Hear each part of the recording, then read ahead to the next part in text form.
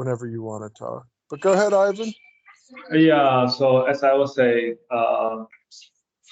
basically dissatisfaction a lot. I think, oh, I hate how messy my room is. But because of that, I was like, oh, okay, I can make a change out of this, you know? Like it's basically the dissatisfaction that actually spark the desire to make a change. Um, yeah, If your room's messy, it could be a trigger for something that frustrates you, you know. But can you be okay with your room being messy? And can you be okay if you don't have the time to clean it? And can you be satisfied if you do have the time to clean it? It doesn't really matter, you know. You know, Zen Master Sung Sen said, "Trying is better than God, better than Buddha, better than enlightenment, better than anything." But not just trying, but giving a earnest trying, mm, like a no bullshit trying. If you're mm, really giving an earnest trying, an earnest practice, and ironically, an earnest trying in the Dhamma is an earnest doing. It's attempting to make the change and also going forth and making the change. But of course, we're only human. We're not perfect. So when we do make yeah. mistakes, if there is things in our environment that frustrate us, can we be okay with that? You have to ask yourself that question. You're not a Mm. slob probably, and even if you were, who cares? But you're probably not a slob. And if your room's dirty, who gives a shit, you know? And if you want it clean, clean it. If you want it moderately clean, clean it moderately. And it's no big deal, you know? You're not hurting anybody. You're not hurting yourself. You're not causing dukkha for anything. So give yourself a break, you know? Yeah, that's wonderfully put. Really, Mm. um, because speaking for myself, I have this sort of. I've been making a lot of effort to pay attention every time I feel dissatisfied. Mm. Um, so let's put if when it comes to cleaning a room example, if I catch myself feeling giving too much shit, give like um, you know in this state of frustration, I catch myself and I say, there's really no need for that. I've been really practicing this throughout my life. I mean, my whole day, to be honest. Like, if I catch myself, I think that's the right effort, right? Like, every time we catch it, we can just remind ourselves, and that's basically, I think that's what Dhammarato always advises. I'm not sure. I feel like it can be a bit too neurotic. I'm sometimes scared that Mm. um, Yeah. You gotta let go of all those thoughts, man. I agree. I could almost feel that you have a clinging to all those thoughts. You want to get it right. You want to figure it out. You want to. You're tired of not figuring it out. You're tired of not getting it right, as all of us have experienced and are experiencing and will experience. But can you be okay with just being the way you are? You know, somebody was talking, and I think they got it from Alan Watson. But somebody was talking the other day about how the bushes and trees and plants in the forest, they're just they're all perfect. You know, there's not an incorrect bush or incorrect plant because its root structure dug into the soil improperly. You know, Yeah, when we look, Michael said it. yeah, and when we look at, and he's right, and when we look at those plants, we're making likings, dislikings, distinctions, being and becoming labels. We're putting on all these things.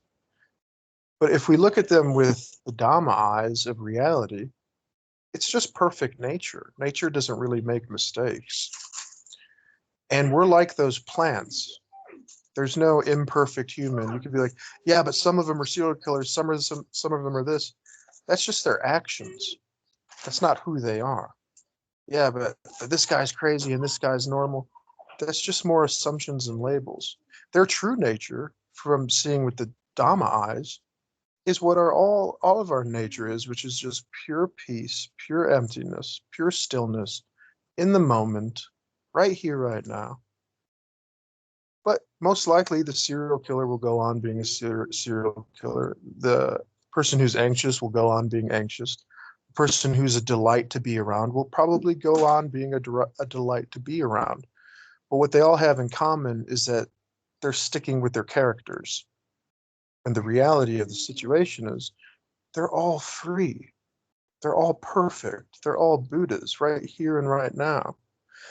But oftentimes we can't see the things that are right in front of us, right within us, because we're distracted in this mind of thoughts, feelings, and emotions, which is samsara. And we have the ability to see samsara for what it is, which is just anicca, dukkha, anatta. And we can choose not to be a part of that or not to take notice of it if we want. And oftentimes, a lot of people ask the question, how do I practice sati? You know, a lot of people, I feel like they think that's a difficult thing to do. How do I remember? And I've always held the opinion that the sati isn't the difficult thing, or what can appear to be difficult. What appears to be difficult for a lot of people, especially beginners, is the changing part. Everybody knows when they're angry because we all say, I'm angry, I'm frustrated. We all know when we have frustration. The remembering to me is not really the thing that's the challenge. We all kind of are aware all the time of our emotions. What we're not so aware of is that we have the ability to change it. We think that we're um, under the control of something else that we can't change, like everything else in reality. But the only reality is in our mind, is thoughts, feelings, and emotions. We have the ability to change it, and that's what we need to be aware of. That's what we need to remember. You know, we need to remember that we can change it, but then we have to go a step further and actually change it, which is what people have the most trouble with. They can remember they feel like shit. Everybody can do that. You got to remember to change it, to be active doing it. You know what I mean? How many of you feel like shit right now? How many of you feel frustrated right now? How many feel happy right now? The practice of the Dhamma is becoming aware of how we're beholden to our emotions, thoughts, and feelings right now, and letting them go. And that's why the Zen masters will ring the bells at the zendos or temples or whatever. And they're always bringing themselves back to the breath, back to the moment, because that's the whole practice is when the mind wanders, like Dhammarato says, we go, never mind, start again, come back to the breath, come back to reality. The Dhamma, everybody has this idea of the Dhamma as like this foreign concept that's difficult to grasp. The Dhamma is right here, right now, nature, reality. It is the thoughts, feelings, and emotions. There's nothing aside from your thoughts, feelings, and emotions. But if they're looked under a microscope, there's not really much there. It's all anicca, dukkha, anatta. So nothing really matters to a degree. But a lot of people get stuck on that phrase even. Well, everything's meaningless, nothing matters, or I might as well become a nihilist. And the Buddha's not a nihilist, not in that regard. But rather, you get to a state of satisfaction, like I always say, like smelling a beautiful flower, where there is no birth nor death. There is no, there's no life is meaningless or it's very meaningful. These ideas, these concepts themselves, these things that we consider ourselves to be disappear when we bring ourselves back to reality. And the practice of the Dhamma is not the Dhamma itself, it's bringing us back to the Dhamma. Back to, what's the Dhamma? The Dhamma is reality right here, right now. Being satisfied right here and now. The truth is everything's okay right now. But we lie to ourselves, and society's taught us to lie to ourselves that everything's not okay, that we have all these problems. So, any other questions at all? Oh, sorry, Michael. Yeah, I just wanted to make a quick point about your first question, Ivan, because I Yeah, had yeah. a discussion about this recently. And your question about there being useful dissatisfaction, and even the example of the messy room was the same example that was presented to me, or that was used, which is, if you have no dissatisfaction and you're sitting around in your room and it gets messier, eventually the smell is going to get worse and worse. But the answer to that is that the whole of the human race is driven by dissatisfaction. And what the Buddha calls craving is an unconscious mechanism where the mind chases after what is pleasant, it pushes away what is unpleasant, and it circles in confusion around what is neither pleasant nor unpleasant due to the habit of chasing after the pleasant, pushing away the unpleasant. And there's confusion and doubt in regard to that neutral or neither sensation. And that's all ignorant. But once the Dhamma is seen, once it is seen that all things arise due to causes and conditions, that they're part of a dynamic system that we call nature, we gain enough awareness and wisdom in order to base our behavior not on that unconscious mechanism of dissatisfaction. And also, when the Dhamma is seen, we see that basing our choices on dissatisfaction leads to suffering, leads to dukkha, leads to stress. So we decide to abandon dissatisfaction, right? That's the second noble truth, to abandon the cause of dukkha. And so what do we use to guide our behavior when we no longer rely on dissatisfaction? It's like dissatisfaction, craving is like something we've been devoted to unconsciously our entire lives.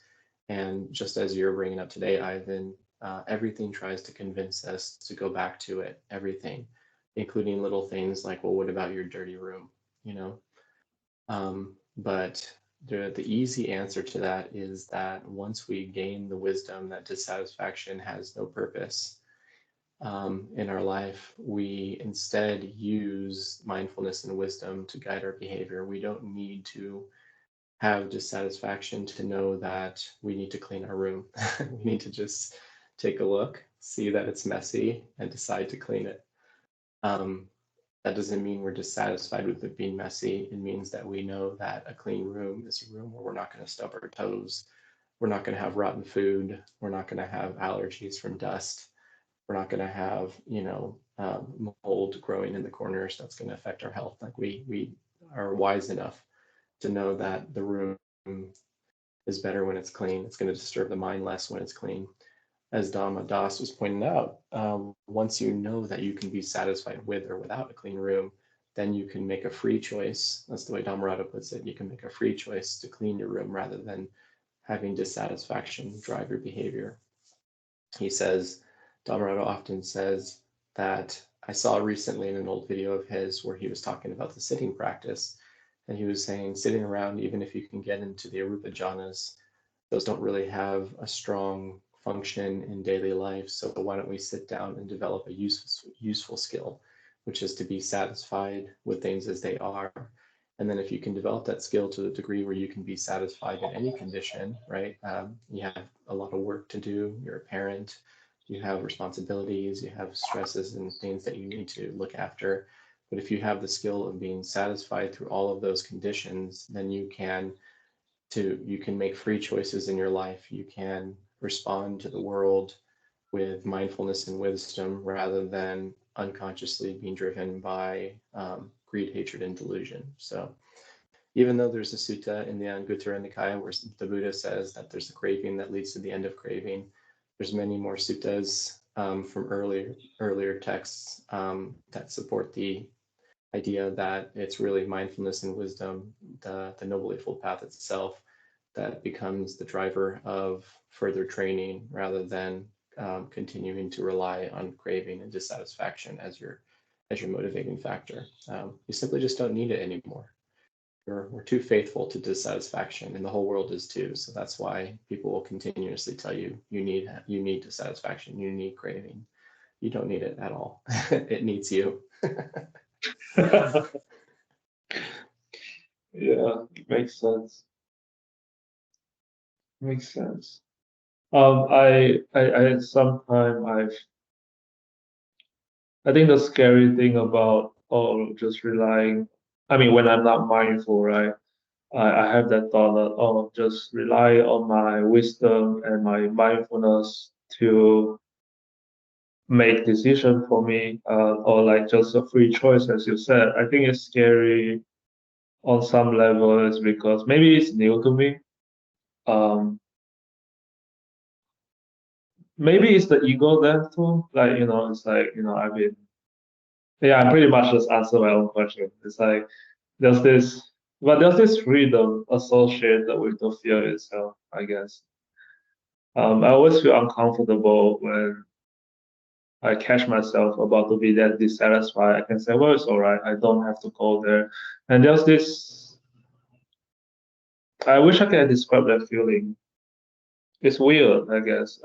But I guess that's the process of change, maybe. I'm just saying. I'm not really saying much, but yeah. Fear is at the bottom of it.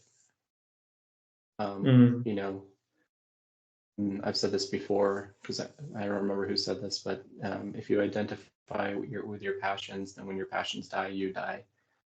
Yeah.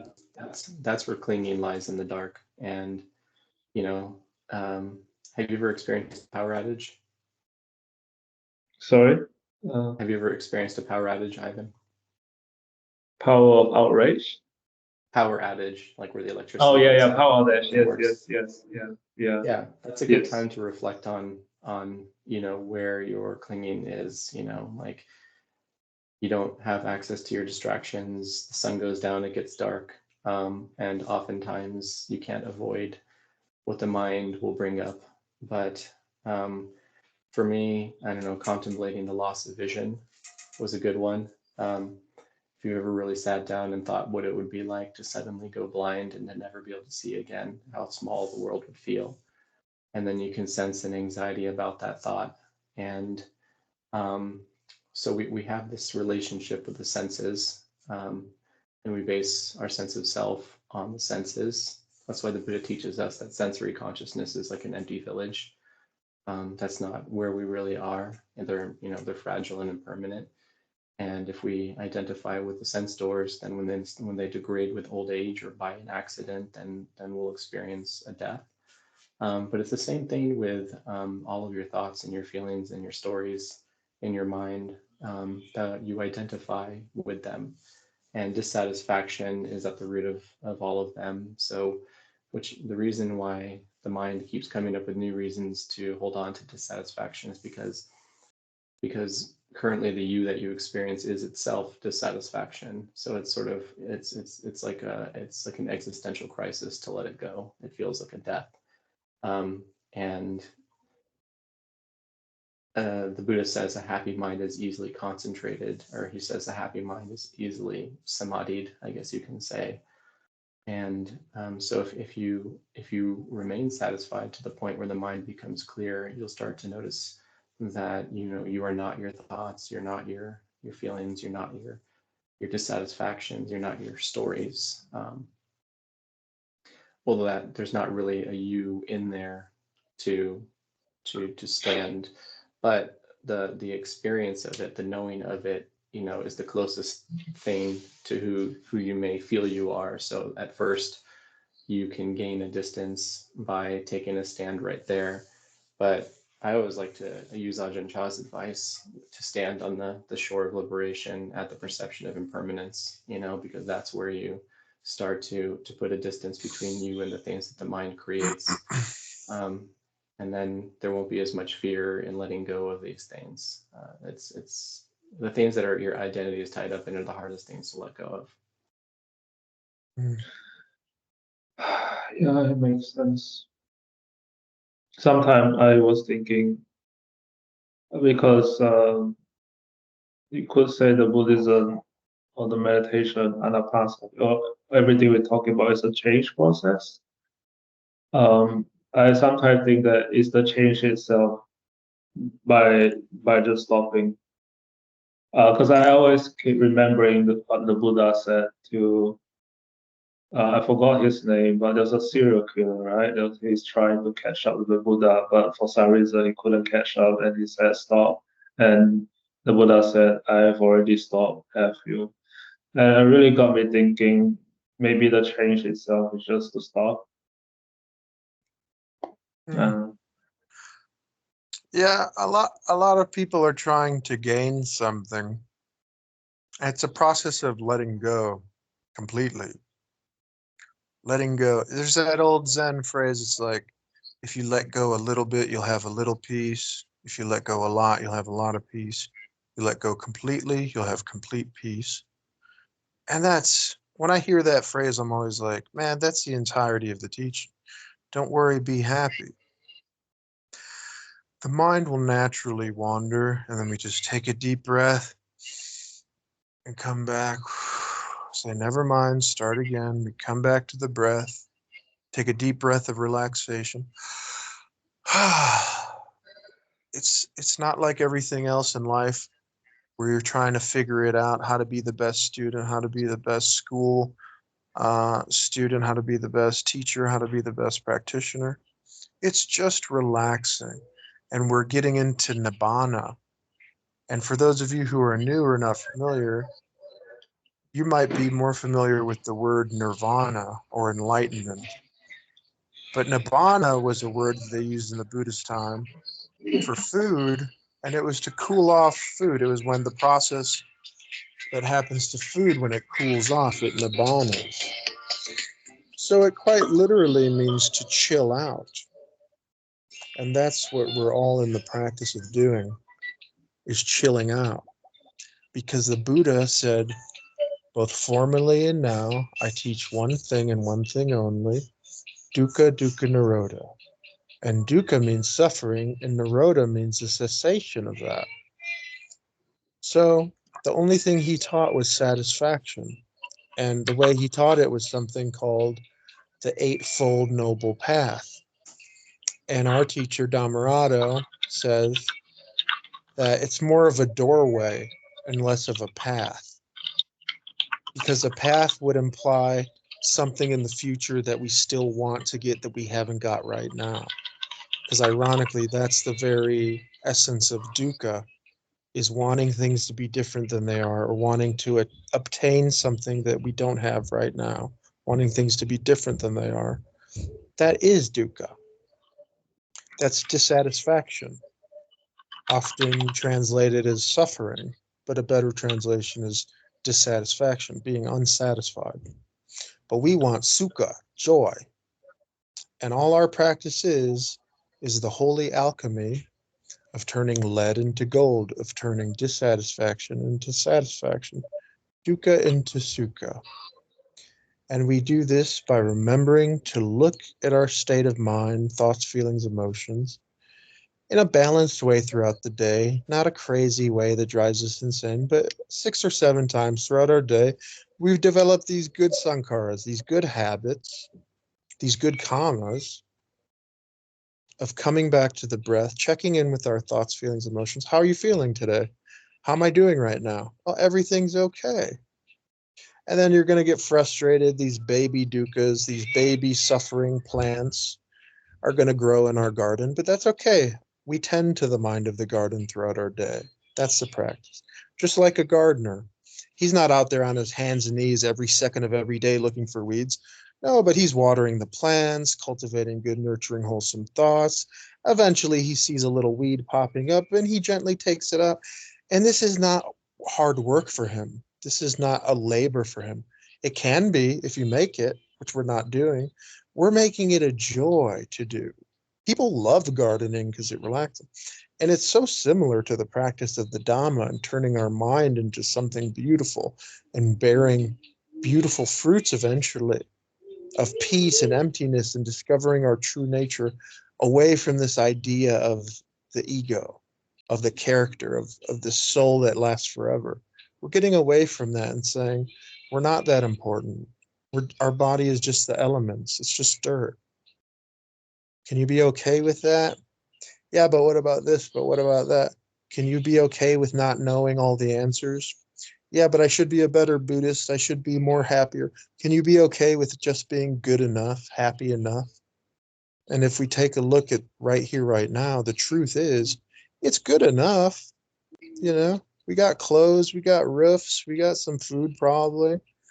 You know, everything's okay. There's no problems. Everything's good enough. It's like, have you ever babysat any kids? If you babysit a kid that you don't want to babysit, what are his characteristics like?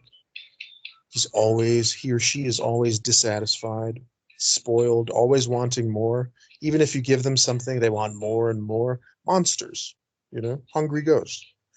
But what's a type of child we wouldn't mind babysitting? A type of child who he just wants to sit there and read his book, and he's happy as a clam. Just give him some food and water once in a while. That's the kid we want to babysit, who's content with very little, and is actually more than content. He's joyous with very little. And that's the type of mind we want to develop. But our society has spoiled the mind.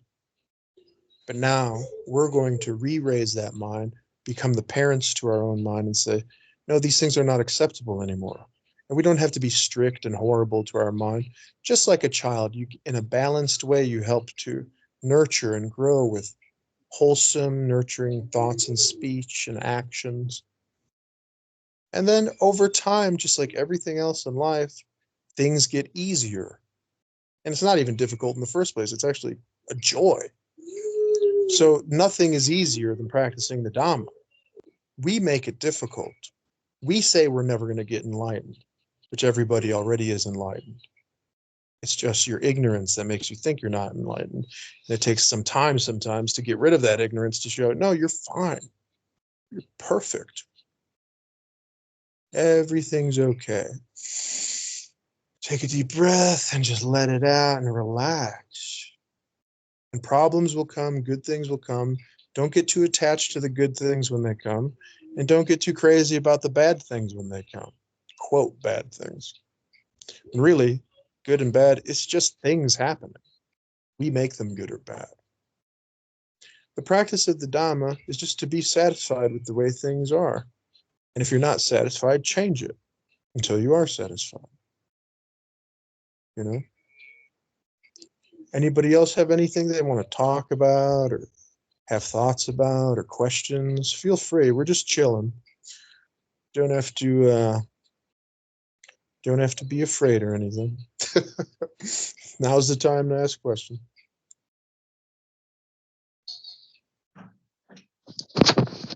Hi, bud. I can have a go. I'm not sure if you can hear me okay, though, 'cause I've got a bit of a bad connection. Can you hear me? I can hear you a little bit. Yeah, a little bit. Only a little bit, right? Like, yeah, not too persevere? Bad. Yeah, it's like 70%. It's not bad. Good enough. Okay. All right. Let me try. I'll keep it simple. It's a bit of a trivial question after what's gone before. But I'm just curious. I grew up as a massive sports fan, right? But especially my question is more about being a spectator in sport and being kind of obsessed with your sports team and stuff like that. Now, I'm pretty sure the Buddha wouldn't have really given a damn about soccer or sports like that, and probably wouldn't have had a team. But I'm just curious to get your thoughts and anyone else's thoughts on how do you interact with that kind of thing nowadays? Those kind of so-called pleasures and even obsessions of the world, such as sport. If you let go entirely, then surely there's no fun anymore in, like, if I don't care whatsoever whether my team wins or loses, then maybe I don't actually enjoy it so much. And then, but maybe that's not a bad thing. Maybe that's okay.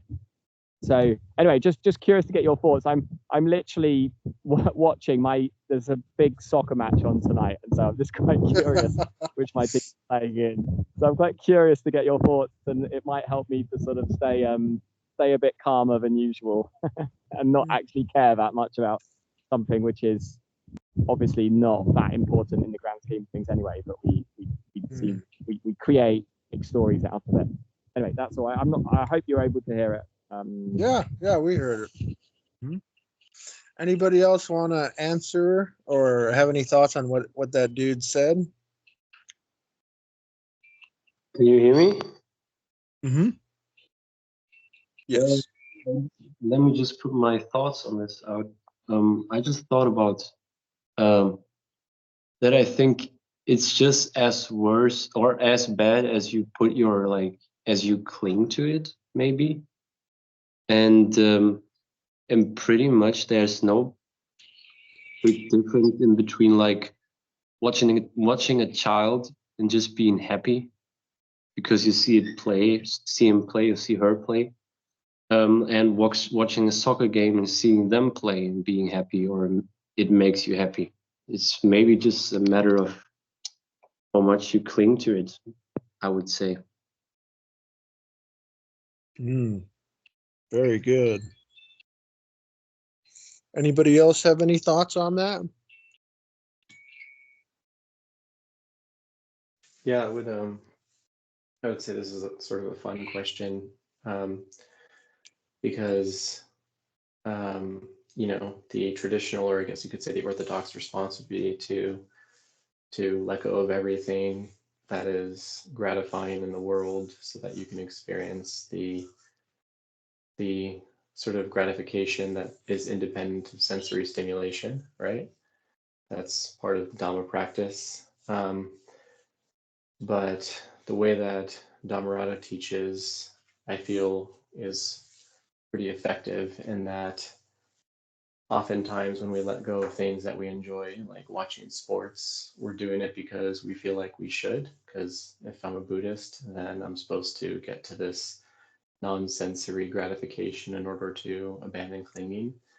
So then you sort of abandon the things that you enjoy before you have that type of pleasure, that pleasure of jhana, I guess you can say. And so the way he put it is that then you follow the rule and then you resent it, right? Because you've taken away something that you enjoy and you're doing it because it's a rule and you resent it. The way Dhammarato says we should approach the Dhamma is to start with satisfaction, let that satisfaction grow deeper and deeper until that satisfaction is complete. Or at least that's the way I understand it. So rather than saying like you shouldn't watch your sports team because it stimulates the mind or whatever, go ahead and watch the sports, enjoy it, get fully lost in it, get fully attached to your team, and then when the game ends, let it go completely. So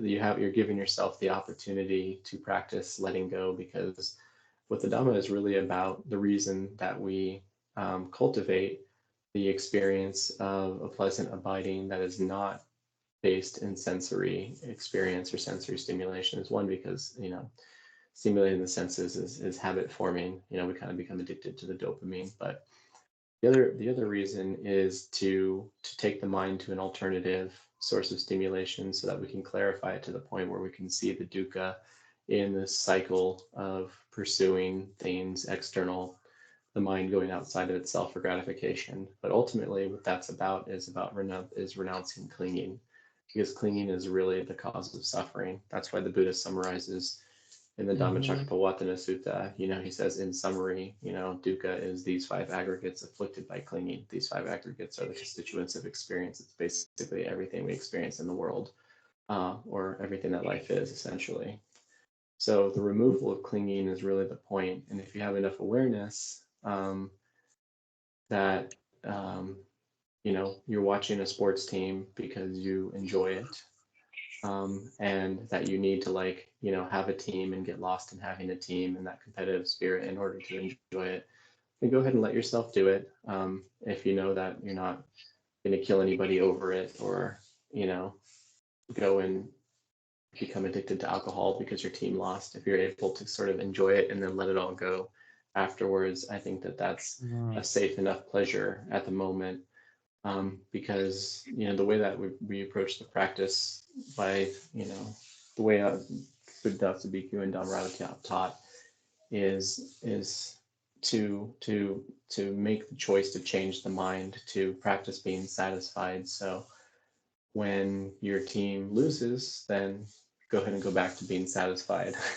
You know, just practice satisfaction in all contexts is what I'm getting at, instead of following rules and then resenting it. And then if there comes a point where the satisfaction is so complete that you no longer find yourself interested in sports, then that's probably a good time to drop it. But you don't have to.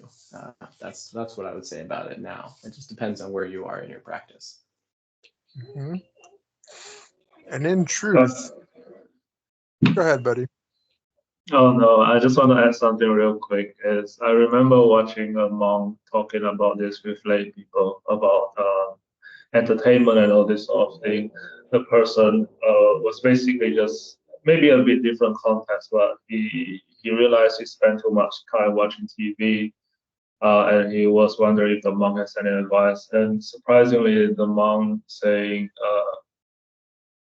something about, you don't really have to drop everything if you are not at that stage. It's way more efficient to pay attention to the precepts and the something like that. Like you don't really have to like go that far if you're not sort of like following the flow, I guess. I just feel like pointing that out because I've been struggling with the same thing sometimes. And I feel like just asking myself to drop something may actually backfire. But yeah. Yeah. Reality is reality, and we can make it a struggle or we can make it very relaxing and fun and joyful. When you're at a soccer game, you in your mind are telling yourself, well, I'm at a soccer game. There's certain things that come along with soccer games. There's alcohol, there's teams, there's this team versus that team. There's some women in the stands, mostly men. Everybody's screaming, some chanting. You say that's a soccer game. But when you're in a wat, you may be around some monks. There may be some nuns walking around. There may be chanting. There may be some rowdiness once in a while. There may be some peace once in a while. It's just reality. You say it's a soccer game. You say that's a soccer game and that's a wat and this is a monk and this is a layperson. But the Dhamma, the reality of the situation is what's going on in your mind, what's going on in reality. It's just nature. If you make it something more than it is or less than it is, it's on you. There's not much difference between society and living in a wat or a temple. You still get a cast of characters. You still get a leader. You still get the ones who are new. You still get, and just like the soccer game, you get uniforms, you know. But we make these distinctions of this and that and liking and disliking and being and becoming. And if you're having fun, if you're joyful, if you're feeling peaceful and not causing dukkha for yourself or anybody else, do whatever you wish. You didn't make any monk vows to not do this or not do that. If you make monk vows that prohibit you from going to soccer game, then by all means, it's up to you to. If you're making the vow, obviously you want to stick with it. I would assume, you know. But for most of us, and yeah, you would just do what you will as long as it's not causing you or anybody else any dukkha. It's just people. If you make things bigger than they are, then they become religious. Then they become icons, idols. Then a little drinking bowl becomes something that you want to put behind glass because the Buddha drank from it. Like Dhammarato was saying this video the other day. Becomes a relic. When the truth is, it's just a fucking wooden bowl. But, you know, the truth is, that's why I like Zen so much. The hitting you on the head with the stick, The ringing of the bell, it's wakey, wakey, waking you up back to reality of none of that shit is really important. What's important is how you feeling. How's your relationship with what's going on right now? Have you discovered your true nature, or are you still wandering around thinking that you're your thoughts, feelings, and emotions, or you're your body? You know? Discover your true nature, like Bodhidharma would always say. And your true nature, I'll even tell you what it is. It's just peace and emptiness and joy. And you could debate and say, well, technically, no, it's not peace. And technically, you could do that all day long. But the truth is, those words are the closest thing that comes to it. It's just chilling out. It's not a Rubik's Cube problem to solve. It's not a great mystery that only I've discovered and nobody else, or only the Buddha or Jesus has discovered. No, we all could understand this. A child could understand this. Problems will come in this life. Thoughts, feelings, and emotions build our reality. So let's build a good one. Why feel like shit when we have the choice to feel good? You know?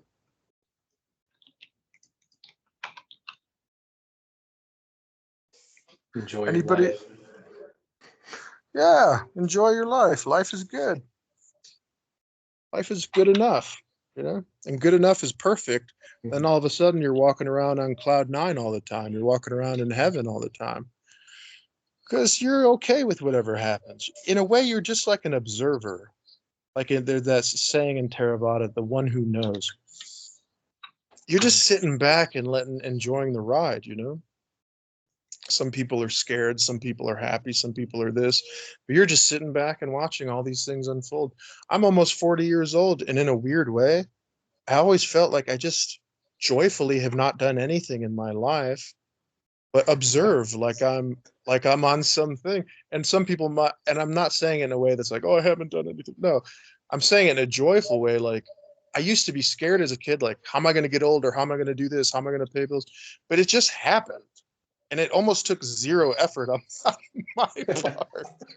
You know, everything just happens. Some people live, some people get sick, some people die. And I'm just watching it all with a smile on my face, like, huh, this reality thing's pretty cool. You don't have to do anything if you really think about it. Yeah, that's very true. Just enjoy.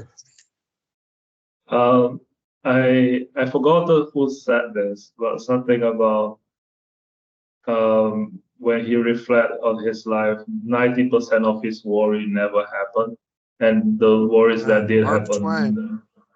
Yeah, never really killed him, something like that. It really got me. Yeah, it's right. Like 80-something%, 90% of our anxieties, the problems we worried about never even really took place during our life. It was just the worry that was the worst part. We have nothing to fear but fear itself. Like that one dude said, whatever famous American dude said. It was FDR. Right, FDR, yeah. Great saying. And so true. Very true. You have nothing to fear but fear itself. As long as you don't fear, there's no fear there. And the deeper the enjoyment, the deeper the satisfaction, the less of a need for external stimulation you'll have. And usually people try to approach this the other way around, like I'm going to go cold turkey on the world, stop doing everything I enjoy so I can experience this causeless bliss of the Dhamma. And they sit there holding their breaths until they die, and they make no progress because they haven't seen clearly into how this relationship between dissatisfaction and dukkha is just cycling on and on and on. And so that's why, Dhammarato cuts through the Gordian knot, as he says, instead of trying to untie the satisfied, choose to enjoy your life. If you do things that are breaking of precepts or breaking of rules, okay, continue to be satisfied anyway. Don't punish yourself over it. If you enjoy watching a soccer game, you don't need to beat yourself up over it. Keep practicing being happy, keep returning to being satisfied. And you'll find that those things fall away on their own if they do. And if they don't, it's okay. You know, you're happy with and happy without. There's not really much else you need to do. And because you're happy, your wisdom grows, your awareness grows, and you start making choices based off of that awareness and that wisdom more so than, you know, needing to do things to get things, needing to do things to be satisfied. You know, you're just already full, so you don't need to add anything to the tank. It's always already full. Also, at some point, I thought, like, for example, especially in my free time, and Doritos? that I have to do like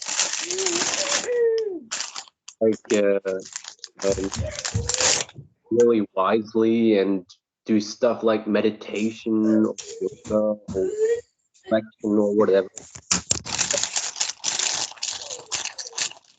So many other Yeah, like not getting caught up like social media just to don't think anymore.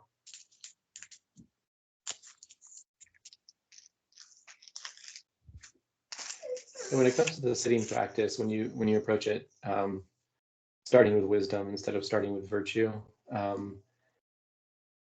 you end up sitting because you're satisfied and there's nothing else to do, rather than doing it the other way around, where you sit in order to sort of detox the mind and then become satisfied. You know, you start with satisfaction and you end with deep satisfaction, and it's a different approach, and maybe it's not for everybody. I think it's a much more effective approach. I've been doing stuff like this for over 20 years at least, and I certainly have done it the other way, and not to say that I had no benefit from doing it that way, but there seems to have been some missing piece that talking to Dhammarato has filled in pretty well, and it's a much more in line with what the Buddha says the Dhamma is, which he says it's beautiful in the beginning, beautiful in the middle, and beautiful in the end.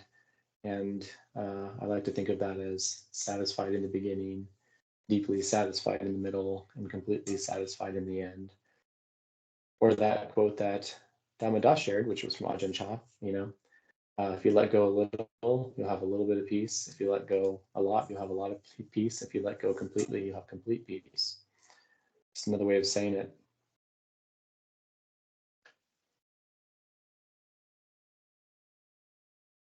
And it's all internal, you know. A lot of times what you're letting go of is letting go of your judgments. So if Thomas goes and watches a soccer game himself getting angry when he needs to first let go of the anger and then let go of the judgment about being angry and then let go of everything and then go back to being satisfied. You know, satisfied and not beating yourself up for getting caught up in a soccer match, as they say. And I would recommend not drinking or smoking any mind-altering things, if possible. Just a guideline. Then you really have wholesome fun. People in this day and age are relying too much on alcohol and mind-altering drugs, and they're becoming more legal, which is good in many ways, but also many people are like children. They don't have the ability to balance their consumption, and you need just a little discipline, not a lot, not a negative thing, but just a little discipline is very good. And then going to a soccer game, it's like anything else, you know. How does one cultivate discipline the best? I don't know. How do you guys do it? Anybody want to answer that at all? Maybe just coming back, practicing all over again. Doesn't matter how many times, just remember to come back right here, right now. Saki.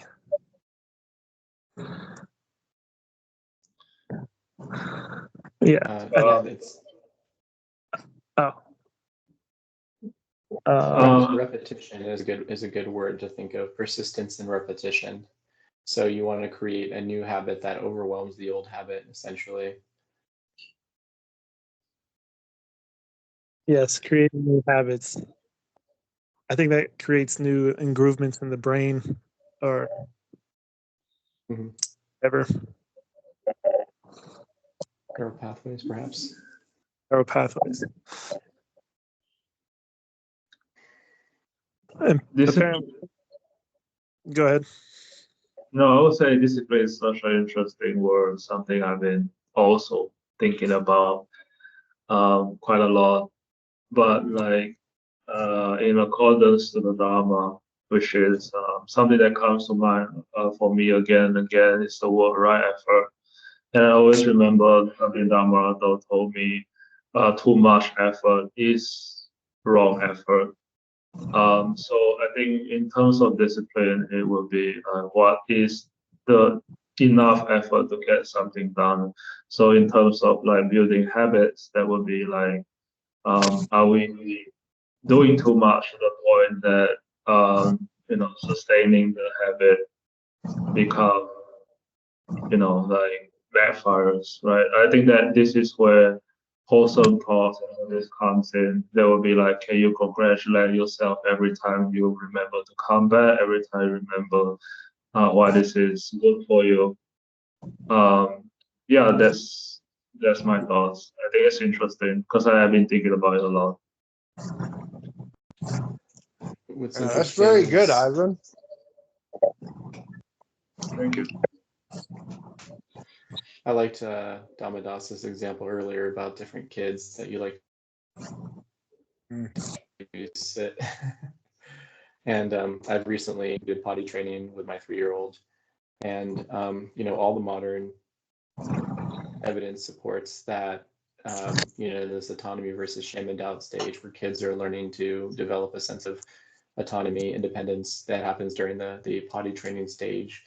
And if we approach potty training with like a reward and punishment, or not necessarily reward and punishment, but like with a critical style of parenting, it creates a lot of shame and a lot of insecurity in the child that kind of stays with us when we're older. But if you approach it in a very lighthearted, playful way, and you make it fun and playful and use a lot of like nurturing language and encouragement, then the child learns to poop in the toilet and feel a sense of accomplishment. And then maybe they do it once in a week. They have accidents the rest of the week, and then the next week they get it in the toilet twice, and then you reward that, and you're forgiving. You're not critical about the accident. Week they do it 3 times a day. They start to get it every time, but at no point in that journey were you ever critical. You're always playful, joyful, and nurturing. And so, you could call that discipline, but really what it is you're cultivating a new habit. The child is used to pooping in their diaper, and now you want them to poop in the toilet, and they learn it through persistence and repetition, but in the context of joy and nurturing and forgiveness and play. And so we can do that in the Dhamma, or if we're trying to give up a vice, alcohol always comes up. If we're trying to give up something like alcohol, we have to create a new habit, and we have to cultivate that new habit of being satisfied without it by being nurturing and playful and joyful with or without it, and creating that new habit bit by bit through persistence and repetition, but always in the context of satisfaction and joy and nurturing, rather than being critical, because these habits we have are ways that we try to avoid bad feelings. So if we give ourselves more bad feeling by trying to break the habit, then we're just going to be harder to break the habit, because then we're going to want to do it because we have more bad feeling that we need to get rid of in trying to break it. And so that's a cycle we can get stuck in. Yes.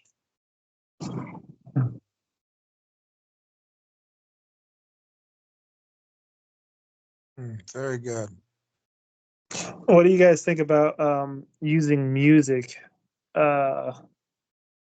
as something to be like a stimulus for satisfaction.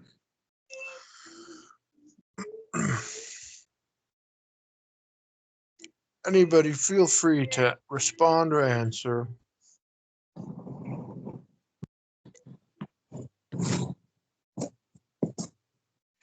Well, Well, I think. yeah, go ahead, buddy. I'm sorry. Question came up from me, and because for me, it's not that much listening to music, but I am really kind of a music maker, and for me, it's like a lot of therapy.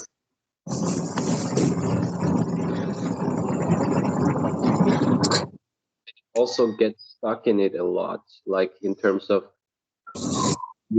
wanting much to something, or there's Yeah. kind of a,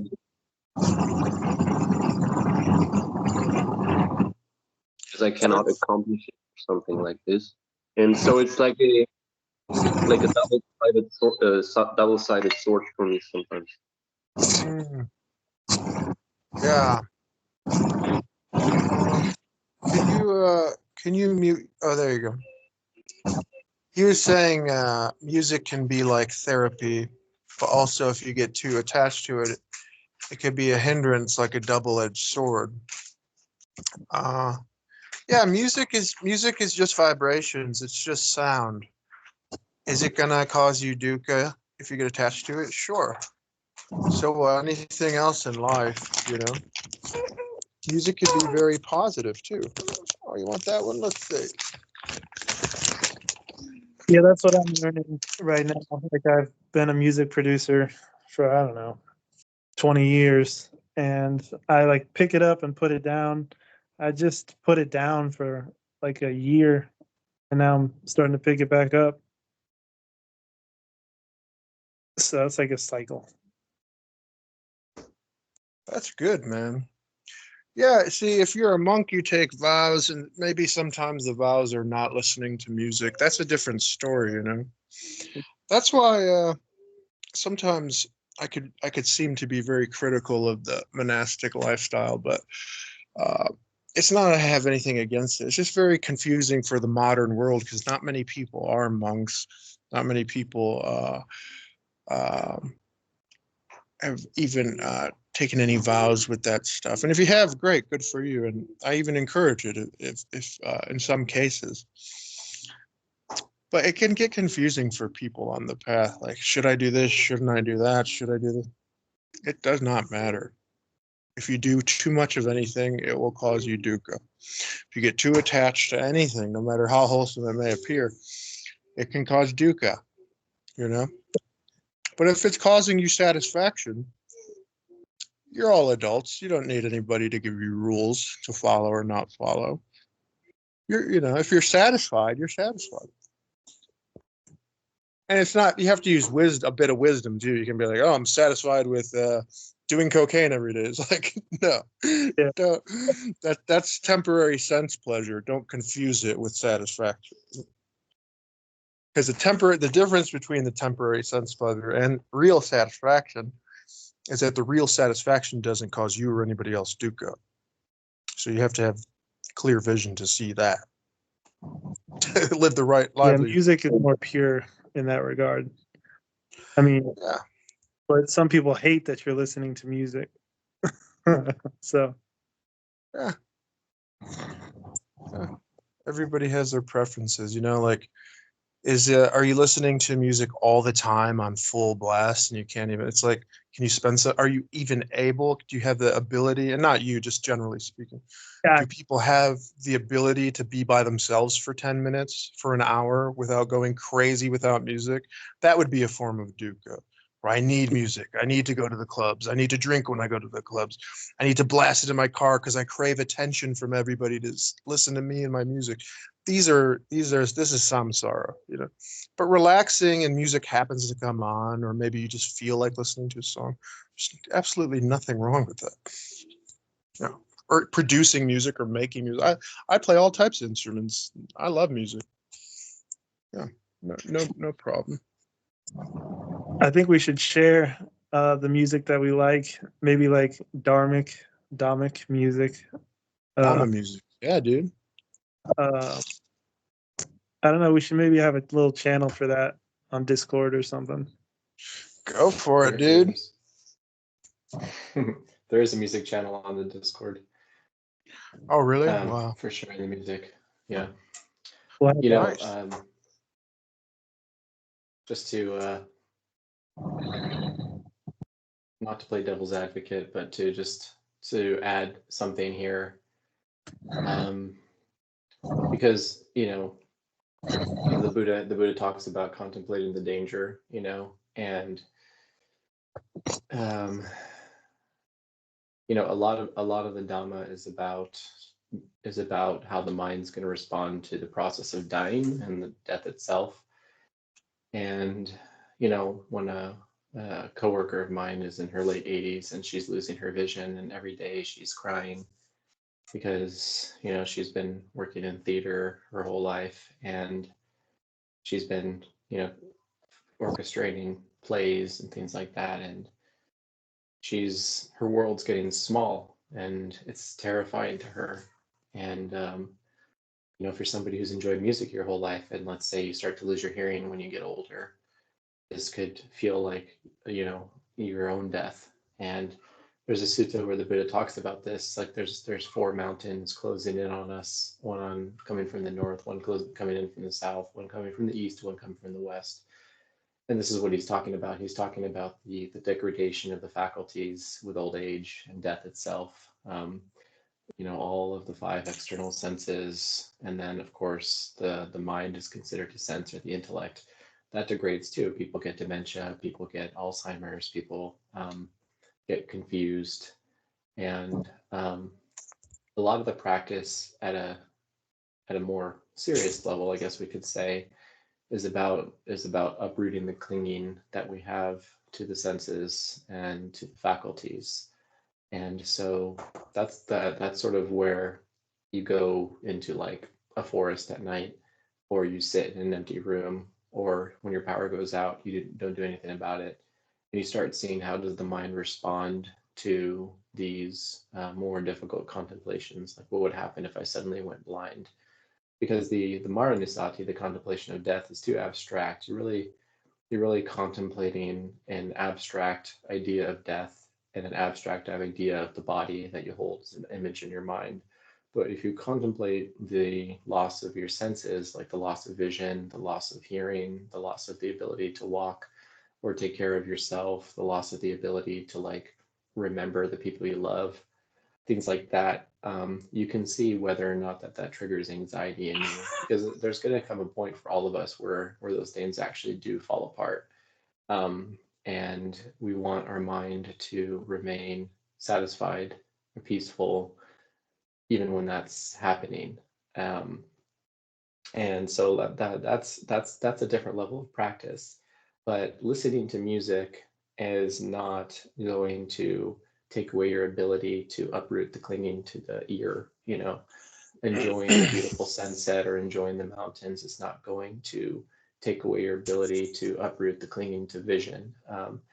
It's the way that you represent these things in your own mind as permanent. We have a delusion in our mind that these things will always be here, even though we know they're not going to be, by way of example. So I say it's okay to continue enjoying music, enjoying beautiful landscapes, and enjoying sort of wholesome pleasures, as long as you're able to, use mindfulness and wisdom to explore whether or not there is an unconscious clinging to these faculties. Because when you uproot that clinging, it gives rise to an even deeper causeless joy, that is the joy of the freedom from the holding on to the sense faculties as something permanent. So yeah, try it out. Try putting yourself in a position that might induce that type of fear and see what the mind does. But Yeah. without abandoning the practice of being satisfied, before, during, and after. Yeah, very, very good points. And just to add on to something that you said, that's why it is a good idea for a lot of beginners to, not just beginners, anybody, but if you haven't done it, it's good to spend time alone. If you can be in nature, wonderful. If you can be in nature, that's ideal. But if you can only even be in a room with four walls, as Anomaly Swami would say, this amazing Indian saint dude, then that's a great place to start, because then you see, are you listening to music because it's just a simple thing that you're doing, or are you listening to it because you need it and want it very badly? Spend some time alone. Observe the mind, do some self-investigation. If you're sitting there and it's only been 2 hours and you're like, I need music, I need something to distract me of reality from reality, then that's why they put these guidelines in the first place, because a lot of the monks who join the practice, they're new and they're just learning this stuff. And that's how they teach them. They're like, well, let's restrict this, let's restrict that, practice this, practice that, promise you'll do this, because they don't know how to do it on their own. Go away by yourself, turn off the music for a while, stop taking drugs, don't drink alcohol. I would recommend never doing that, but if you are doing it, stop doing it for a period to see, can you live without it? Or are you just bullshitting yourself? I'm not addicted. I could quit any time. How many times have you heard people say that? I could quit any time I want. Well, do it. They'll never fucking do it. If they do, then you can believe them. But yeah, solitude is great. And yeah, those are some good points, Michael. Anybody else have anything before we go? Yeah. I was. Hello? Mm-hmm. Can you Hi, hear me? buddy. Hi, buddy. Yeah. I was wondering about the four Satipatthanas. Like, could you summarize the four Satipatthanas? I don't know what that is. Maybe Michael can help you out with that. Oh yeah, I got a book on it over here. Yeah. So. Oh, nice. Yeah. Are you familiar with that, Mark? Yes. You just would have to either turn down the volume or mute, just so I don't hear my echo. There we go. Okay, yeah, so the Satipatthana, that's the four foundations of mindfulness. That's the body, the feelings, not necessarily the emotions, but I like to think of it as sensation. Then there's the mental states, that's the third, and then the fourth is the word dhammas, but in this context it means like objects of mind.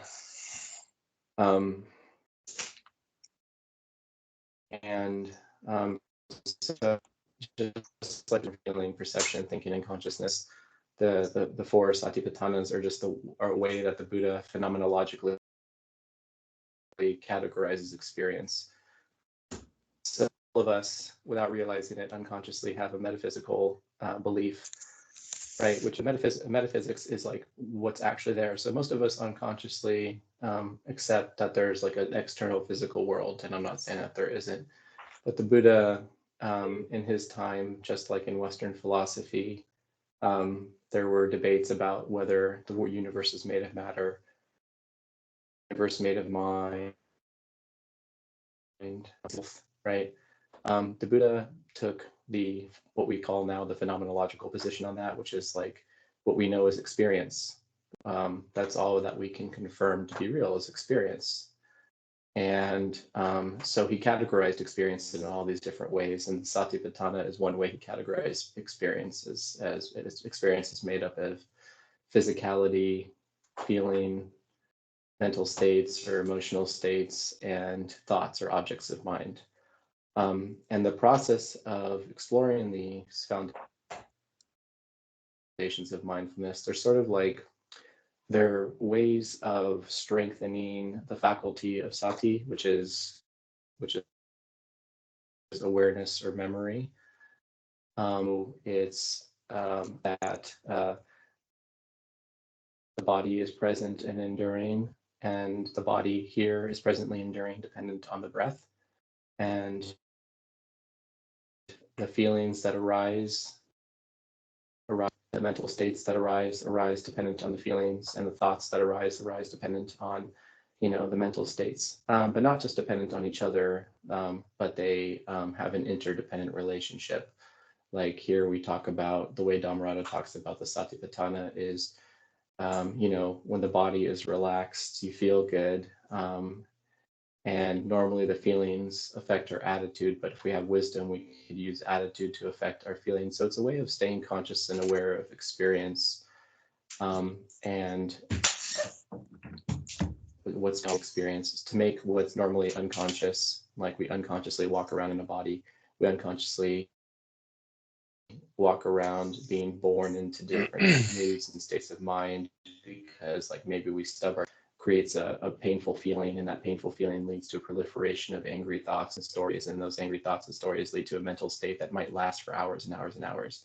We're driven around by the Satipatthana unconsciously, so by bringing awareness to it, so those foundations of mindfulness, we sort of become conscious of how experience is made, right? Like that show on the History Channel, how it's like the mind is a factory and the raw material of nature comes in, and out at the other end comes a mental object or state of mind. And if we look down the upstream, at how it's made and understand how it's made, then we can interrupt the processing of dukkha. I guess you can say we can stop it from producing dukkha and start just experiencing the freedom of knowing how these things work. And there's an analogy I like to use, our ancestors looked at the sky, and the storm would make them afraid.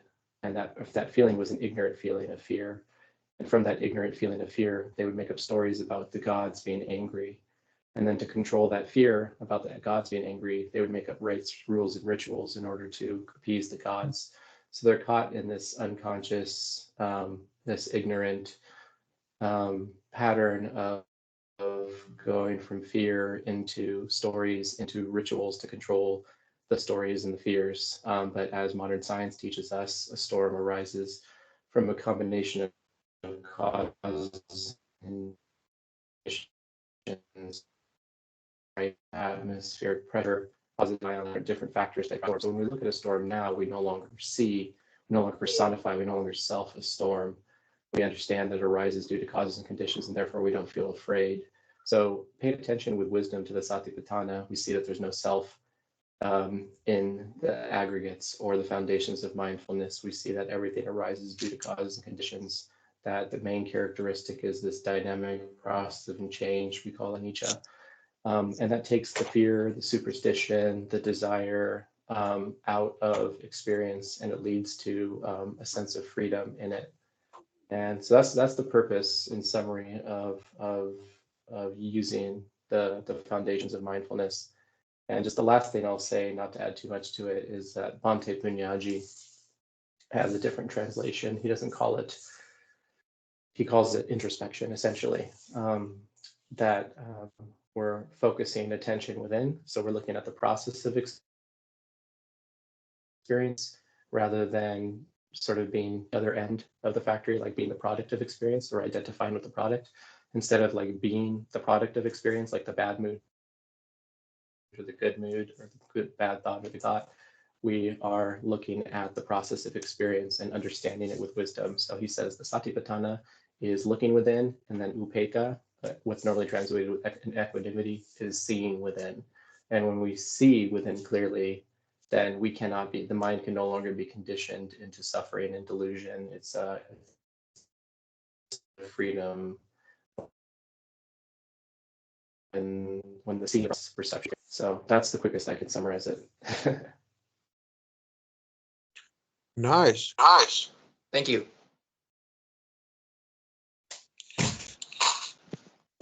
Anybody else have anything on their mind, or any questions they have before we leave?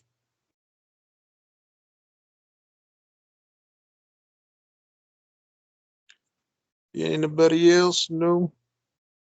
Well, it was wonderful seeing you all. Much peace and love. And I hope to see you next Wednesday if possible. 1 o'clock Central Standard Time.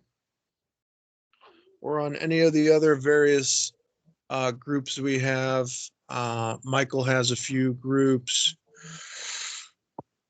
Dhammarato, sometimes the host changed for those lately, and hopefully he's doing better. It seems like he is. I haven't heard anything since we all heard something last weekend. So yeah, guys, visit Open Sangha Foundation. Continue to make new friends, to be kind and loving to one another, and have compassion. And much peace and love. Thank you all so much for joining. And thank you, Dhamma. Adios, dudes. It was good seeing you. Bye bye. Bye, dudes.